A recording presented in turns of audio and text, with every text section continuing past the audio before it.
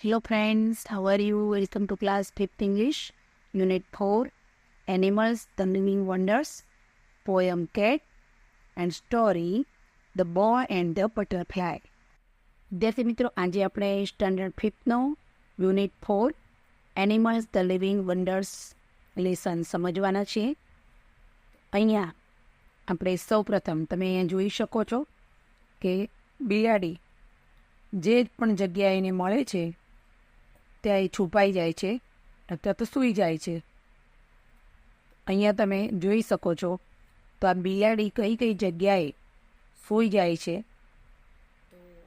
એ બધી જગ્યા વિશે એક નાનકડી પોયમ છે. તો ચાલો આપણે પોયમ સમજીએ. Cat sleep anywhere, any table any chair. બિલાડીઓ ક્યાંય પણ સૂઈ જાય છે, કોઈ પણ ટેબલ કે કોઈ પણ ખુરશી ઉપર. તે જગ્યા જોતા નથી. ટોપ ઓફ પિયાનો તમે અહીંયા જોઈ શકો છો કે પિયાનોની ઉપર પણ સૂઈ જાય છે. વિન્ડો લીડ્સ એટલે કે બારીની કિનારી ઉપર. In the middle on the heads અને વચ્ચે કશે પણ અથવા કોઈ દાર પર પણ સૂઈ જાય છે. ઓપન ડ્રોવર, ખુલ્લું ડ્રોવર હોય તો એના પર પણ સૂઈ જાય છે. એમ્પ્ટી શૂ, ખાલી બૂટની અંદર પણ સૂઈ જાય છે. નાનું બિલાડીનું બચ્ચું હોય તો. એનીબડીઝ લેપ વિલ ડુ, કોઈ પણના ખોળામાં પણ તે સૂઈ જાય છે. Fitted in the cardboard box, પૂંઠાનું જે ખોખું હોય બોક્સ એમાં પણ એ ફિટ બેસી જાય છે. વિથ યોર ફ્રોક્સ એનીવેર, અને તમારું ફ્રોક પણ ક્યાંય હોય પડેલું તો એ ત્યાં પણ બેસી જાય છે. તે don't care cats sleep anywhere, એમને કોઈ ફરક પડતો નથી કે એ લોકો ક્યાં સૂવે છે. તો બિલાડીઓ ક્યાંય ના ક્યાંય સૂઈ જાય છે. વિદ્યાર્થી મિત્રો, અહીંયા તમને એક અંડરલાઇન દેખાય છે તો આ આપણા રાઇમિંગ વર્ડ છે જે પરીક્ષા માટે ખૂબ ઇમ્પોર્ટન્ટ છે. એનીવેર તો ચેર, લેડ્સનો એડ, શૂનો ડુ, બોક્સનો ફ્રોક્સ. હવે વિદ્યાર્થી મિત્રો, આપણે એની નીચે આપેલી એક્સરસાઇઝ જોઈશું. Find the rhyming words from the poem. એટલે કે આ જે કવિતા છે એમાંથી અહીંયા જે શબ્દો આપ્યા છે એના પ્રાસવાળા શબ્દો તમારે શોધવાના છે. રાઇમિંગ વર્ડ્સ પરીક્ષાની અંદર આ પ્રકારના રાઇમિંગ વર્ડ્સ પૂછાય છે. Number 1 box. અહીંયા તમે જોઈ શકો છો બોક્સ અને ફ્રોક્સ આ બે પોયમમાંથી આપણે અહીંયા શોધીને લખેલા છે. ત્યારબાદ છે શેર, એના માટે છે એનીવેર અને ચેર, અહીંયા તમે જોઈ શકો છો. ત્યારબાદ હેડ્સ છે તો લેડ્સ અને એડ્સ અહીંયા પોયમમાં આપેલા છે. ત્યારબાદ છે MOO મૂવ, એના માટે તમારે શું અને ડુ. તો આ રીતે આપણી પોયમના આ રાઇમિંગ વર્ડ અહીંયા શોધીને લખવાના છે. હવે કમ્પ્લીટ ધ વર્ડ્સ એટલે કે સ્પેલિંગ પૂર્ણ કરો. આ TABLE ટેબલ, LAP લેપ એટલે ખોળો, SLEEP સ્લીપ એટલે સૂઈ જવું, CHAIR ચેર એટલે ખુરશી, CARE કેર એટલે કાળજી કરવી, કાળજી રાખવી, OPEN ઓપન એટલે ખુલ્લું, SHOE શૂ એટલે જોડો કે બૂટ, EDZ એડ્સ એટલે કિનારી, અને WINDOW વિન્ડો એટલે બારી. હવે વિદ્યાર્થી મિત્રો, પેજ નંબર 36 ઉપર પાછળમાં આ પ્રકારનું આપણે એક્સરસાઇઝ કરવાની છે. ફાઇન્ડ એટલે કે શોધો, એન્ડ રાઇટ લખો, વર્ડ્સ શબ્દો, starting with the given letters એટલે કે અહીંયા જે લેટર આપેલો છે પહેલો એના દ્વારા શરૂ થતો સ્પેલિંગ આપણે લખવાનો છે ફ્રોમ ધી પોયમ કવિતાની અંદર. તો સીમાં કેટ્સ, ચેર, કાર્ડબોર્ડ અને કેટ CARE છે. એ સિવાય એફ સાથે શરૂ થતા ફિટેડ અને ફ્રોક્સ છે. ઓથી શરૂ થતા ઓન અને ઓપન છે. વિદ્યાર્થી મિત્રો, આગળ પોએમમાં બધા સ્પેલિંગ છે જ. ડીથી ડ્રોવર અને ડુ અને ડોન્ટ થશે. એસથી સ્લીપ અને શૂ થશે. હવે find and write 5 places where cats can sleep એટલે કે બિલાડી સૂઈ શકે તેવી 5 જગ્યાના નામ આપણે લખવાના છે. ટેબલ ઉપર સૂઈ શકે, ચેર ઉપર, ટોપ ઓફ પિયાનો, પિયાનોની ઉપર સૂઈ શકે, એમ્પ્ટી શૂ ખાલી જોડો કે બૂટમાં સૂઈ શકે, અને એનીબડીઝ લેપ કોઈ પણના ખોળામાં. એક બીજું વધારાનું લખવું હોય તો નિયર ધ ફ્રોક અથવા ઇન ધ ફ્રોકમાં પણ સૂઈ શકે છે. હવે fill in the blanks with the help of the poem કવિતાની મદદથી આપણે ખાલી જગ્યા ભરવાની છે. એટલે વિદ્યાર્થી મિત્રો અહીંયા કવિતા જ છે જે ઇનકમ્પ્લીટ છે. આ 4 શબ્દ આપ્યા નથી, આપણે ભરવાના છે. Cat sleep anywhere, any table, any chair, in the middle, on the edge, open drawer, empty shoe. હવે વિદ્યાર્થી મિત્રો આપણે એક સરસ મજાની સ્ટોરી જોઈશું. આ સ્ટોરીની અંદર એક છોકરો જે છે તેને કેટરપિલર એટલે કે ઈયળ ખૂબ જ ગમતા હોય છે. તો એ કેવી રીતે ઈયળને મદદ કરે છે તો એની આપણે આ એક સ્ટોરી જોઈશું. એ મદદ કરવા જાય છે પણ એની ભૂલના કારણે એ મદદ કરવાને બદલે ઈયળને એટલે કે બટરફ્લાયને નુકસાન કરે છે. હમીદ લવડ કેટરપિલર્સ. હમીદને કેટરપિલર્સ ખૂબ ગમતા હોય છે. હવે આ કેટરપિલર્સ એટલે શું છે તો પતંગિયાની ઈયળ. વિદ્યાર્થી મિત્રો, પતંગિયું પહેલેથી જન્મે ત્યારથી પતંગિયું હોતું નથી. એ પહેલાં ઈયળ સ્વરૂપે ઈંડું હોય, પછી ઈયળ બને, એનો કોસેટો બને અને ત્યારબાદ એ પતંગિયું બને છે. તો એ જે પતંગિયાની ઈયળ છે એ હમીદને ખૂબ જ ગમતી હોય છે. વન ડે હી ફાઉન્ડ વન. એને એક ઈયળ મળે છે. એ ટૂક ધ કેટરપિલર હોમ. અને એ પોતાના ઘરે એને લઈ જાય છે. હી ટુક કેર ઓફ ઇટ. તેની કાળજી લે છે. હી gave it plenty of food and water. એને ખૂબ જ ખોરાક અને પાણી આપે છે. પ્લેન્ટી ઓફ એટલે પુષ્કળ. One day the Caterpillar started creating અ કુકુન. કુકુન એટલે કે કોશેટો. ઈયળ પોતાના મોઢામાંથી લાળ કાઢીને પોતાના શરીરની આજુબાજુ એક પડ કવચ જેવું બનાવી દે છે. એને કોશેટો કહેવાય છે. તો એક દિવસ આ જે પતંગિયાની ઈયળ છે એને કોશેટો બનાવવાનું શરૂ કર્યું. હાઉ એક્સાઇટિંગ, કેવું મજાનું.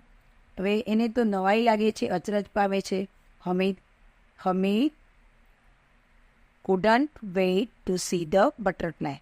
હવે હમીદને તો પતંગિયું જોવા માટે રાહ જોવાતી નથી. એ રાહ જોઈ નથી શકતો, એટલે કે એને પતંગિયું જોવાની ખૂબ ઉતાવળ થઈ ગઈ છે. અહીંયા વિદ્યાર્થી મિત્રો એક્સાઇટિંગ એટલે ઉત્તેજના છે. એને આનંદ સાથેની ઉત્તેજના છે. એને કોઈ વાર આ રીતે પતંગિયું જોયું નથી, તો એ ખૂબ જ આનંદ પામે છે અને નવાઈ પણ પામે છે. And then it happen. ને ત્યારબાદ શું બને? A small hole appeared in the cocoon. એટલે કે કોશેટામાં એક નાનું કાણું દેખાયું. The butterfly started struggling to come out. હવે આ જે પતંગિયું અંદર હતું, એટલે કે ઈયળ જે હતી તે પતંગિયું જ બનવાનું હતું. તો એ જે પતંગિયું હતું એને તેમાંથી બહાર નીકળવા માટે કમ આઉટ એટલે બહાર નીકળવા માટે સંઘર્ષ શરૂ કર્યો. સ્ટ્રગલિંગ એટલે સંઘર્ષ કર્યો. Hamid was so excited. Hamid ખૂબ જ ઉત્તેજક હતો અને આ પતંગિયું જોવાની ખૂબ મજા પડતી હતી. એટલે એને પતંગિયું કેટલું જલ્દી બહાર આવ્યું એની એને ઉતાવળ હતી. The butterfly was trying hard to get out. પતંગિયું તેમાંથી બહાર આવવા માટે ખૂબ જ પ્રયત્ન કરતું હતું. It looked like the butterfly was not going to break free. હવે એને એવું લાગે છે કે આ બટરફ્લાય જે પતંગિયું છે તે કોશેટામાંથી ફ્રી થઈ શકતું નથી. Hamid felt pity for the butterfly. હમીદને આ પતંગિયા માટે ખૂબ જ દયાની લાગણી અનુભવાય છે. એટલે કે એને પતંગિયા માટે દયા આવે છે. Decided to help.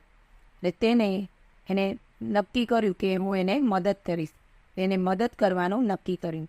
Appa tried to stop him. એના પિતાજીએ એને રોકવાનો પ્રયત્ન કર્યો. But he quickly got a pair of scissors. પણ એ ખૂબ જ ઝડપથી એક કાતર લઈ આવ્યો. Cut the cocoon. અને તેને કોશેટો કાપી નાખ્યો. To make the hole bigger. એ જે કાણું દેખાયું હતું એ કાણું મોટું કરવા માટે એને હોલને મોટું કરવા માટે કાપી નાખ્યો. The butterfly quickly broke out of the cocoon. એટલે કે હવે તરત જ ઝડપથી પેલું પતંગિયું કોશેટાને તોડીને બહાર આવી ગયું. બટ અલ્લાસ. વિદ્યાર્થી મિત્રો, આ અલ્લાસ જે શબ્દ છે તે જ્યારે કોઈ શેડ કે કોઈ ખરાબ વસ્તુ આપણી સાથે બને ત્યારે વપરાય છે. તો પરંતુ નિશાસા નાખે છે કે ખૂબ ખરાબ the butterfly had a puffy body and small wings. હવે બટરફ્લાયનું જે શરીર છે તે ખૂબ પોચું અને નાની પાંખોવાળું હતું. Hamid set and watched the butterfly carefully. Amit ત્યાં બેઠો અને પતંગિયાને ખૂબ જ કાળજીથી જોતો હતો. હી વેઇટેડ ઇગરલી. ને તે ખૂબ જ આતુરતાથી રાહ જોઈ રહ્યો હતો.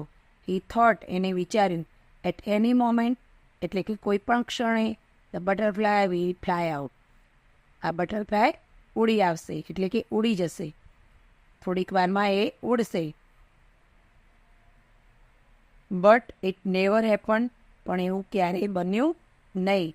The butterfly lived all its life with the same body. હવે આ જે બટરફ્લાય હતું એ તે જ પોઝિશનમાં, એ જ બોડીમાં આખી લાઈફ જીવ્યું. It was never able to fly.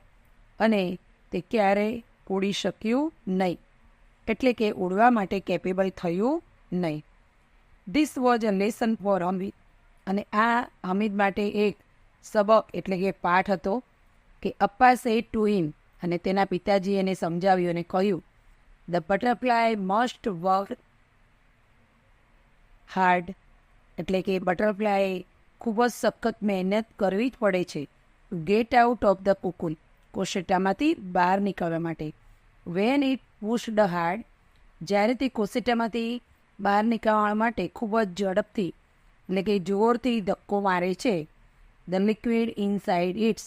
તેના શરીરની અંદર રહેલું લિક્વિડ બોડી કમ્સ આઉટ. એટલે કે તેની બોડીમાંથી બહાર આવે છે. Then it can fly around.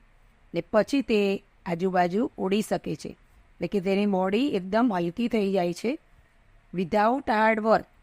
કોઈ પણ પ્રકારની સખત મહેનત કર્યા વગર the butterfly can never ever fly. ત્યારે ઉડી શકે નહીં. એટલે વિદ્યાર્થી મિત્રો, એને કોશેટામાંથી નીકળવા માટે ખૂબ પ્રયત્ન કરવો પડે અને મહા મહેનતે બહાર નીકળે તો જ એ પતંગિયું એની લાઈફમાં ઉડી શકે. Hamid thought he was helping the butterfly. હમીદે વિચાર્યું કે તે એને મદદ કરી રહ્યો છે પતંગિયાને. બટ શેડલી, ખૂબ જ નિરાશાજનક વાત એ છે કે હી હર્ટ ઇટ. એને મદદ કરવાને બદલે નુકસાન કર્યું. તો વિદ્યાર્થી મિત્રો, તમને પણ એક સબક મળ્યો હશે કે ભાઈ આ રીતે જે કુદરતી વસ્તુ છે એના વસ્તુમાં ક્યારેય આપણે એના કામમાં રૂકાવટ લાવવી જોઈએ નહીં. એની ગતિ કામ થતું હોય, આપણે કોઈ ફૂલ છોડ ઉપરથી નાની કળી લઈ લઈએ, તોડી નાખીએ ને પછી એને રાહ જોઈએ કે ચલો એમાંથી ફૂલ બને, તો એ પણ ન બને. એટલે એનો ખીલવાનો સમય હોય, એનો કળીનો પણ સમય હોય. એ પ્રકારે દરેક પ્રાણીઓ, પક્ષીઓ, જીવંત વસ્તુઓ જે છે એનો યોગ્ય સમય આવે ત્યારે જ એ મોટા થાય છે કે જન્મે છે. એટલે કુદરતના કોઈ પણ કામમાં ચેડા કરવા જોઈએ નહીં. Fill in the blanks. ચાલો આપણે હવે ખાલી જગ્યા ભરીએ. Hamid loved caterpillars. હમીદ કેટરપિલર્સને પ્રેમ કરતો હતો, અથવા તો હમીદને પતંગિયાની ઈયળો ખૂબ ગમતી હતી. Hamid used scissors to cut open the cocoon. એટલે કે હમીદે જે કુકુન છે, કોશેટો, એને કાપવા માટે કાતરનો ઉપયોગ કર્યો. The caterpillar had to work hard to get out of the cocoon. પતંગિયાને, ઈયળને કોશેટામાંથી બહાર નીકળતી વખતે ખૂબ જ મહેનત કરવી પડે છે. To work hard, HARD. The butterfly had a puffy body. એટલે કે બટરફ્લાયનું શરીર ખૂબ પોચું હતું. And small wings. એના પાંખો નાની હતી. હવે વિદ્યાર્થી મિત્રો, આપણે પ્રશ્નોના જવાબ આપીશું. Answer the following questions. Who found a caterpillar. એટલે કે કેટરપિલર કોને મળ્યો? તો હમીદ ફાઉન્ડ અ કેટરપિલર. હમીદને કેટરપિલર એટલે કે પતંગિયાની ઈયળ મળી. Number 2, why did Hamid cut the cocoon. હમીદે કોશેટો કેમ કાપ્યો? તો Hamid cut the cocoon because the butterfly could not came out.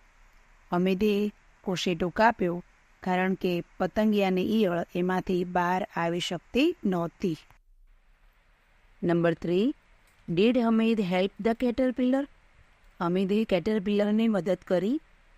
No, Hamid did not help the Caterpillar.